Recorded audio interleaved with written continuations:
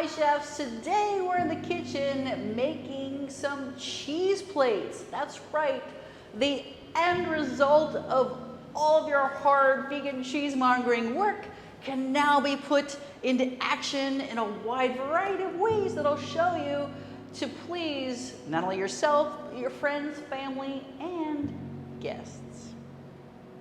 So, how do we make a cheese plate? Well, it's just like a recipe where we have a formula. So the first thing you want to use is have the vehicle. And no, I don't mean a car or a scooter, but that's going to be your plate. So here, if you like, you can use wood, or I'm going to also show you how you can use a very basic, just a standard white plate. Your choice. That's number one. Next, I like to set things up this way that I'm prepared mentally, that I have everything set out. And this is really the vegan cheese mise en place, if you will. So here I have 1, 2, 3, 4 types of cheeses. This is the Swiss Emmental. Here I have the cheddar.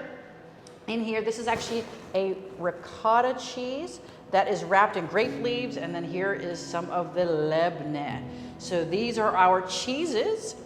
And then next, I have a wide variety of things that are going to accompany the cheese. So for those of you who did take our vegan cuisine or our level 1 course, you know that to balance out, a lot of the cheeses have fat, salt, and acid, but typically the cheeses don't have sugar. The one really exception in this course is the Brunost, the Norwegian Brunost.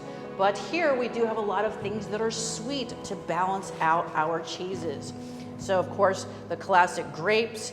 Here I have some apricots dried figs, nectarines, a little bit of strawberry marmalade, and then these are some of the spicy nuts that we did in class. You did those as an assignment.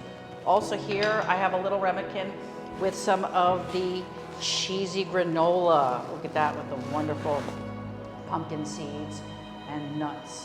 I also have a little bit of preserved lemon.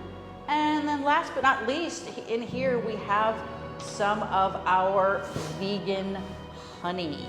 Look at that, just tremendous. So you have so many options, and this is what I've chosen to use fruits that are in season. Right now, some of these grapes are actually here from Naxos. The figs were recently dried from a neighbor's tree, and the nectarines are in season. But please use what you have. If we were doing this at a different time of year, I would probably have more melon, and strawberries are earlier in season, in spring and early summer. So use what's in season.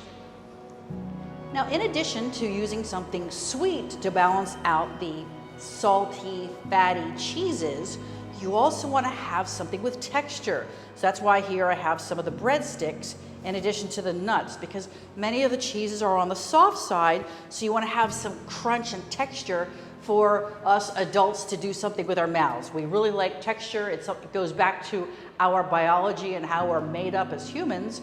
So you really want to make sure that you have something crunchy.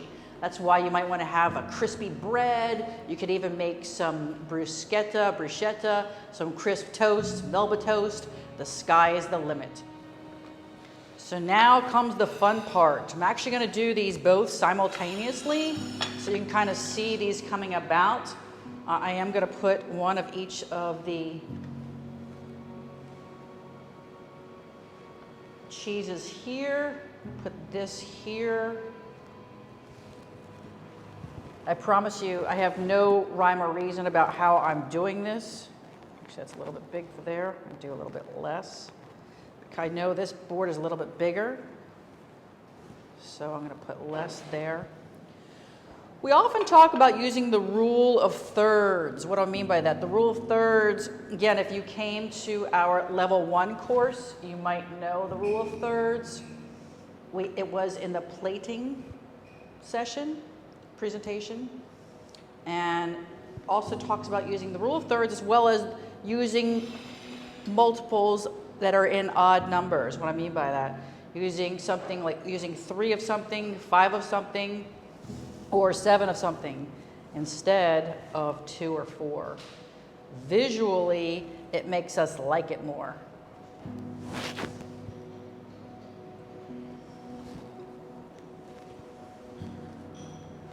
gonna put some of the Emmental here.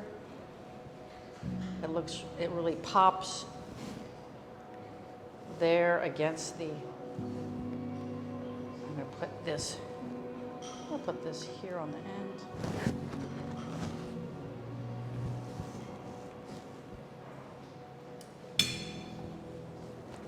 Put some of this here.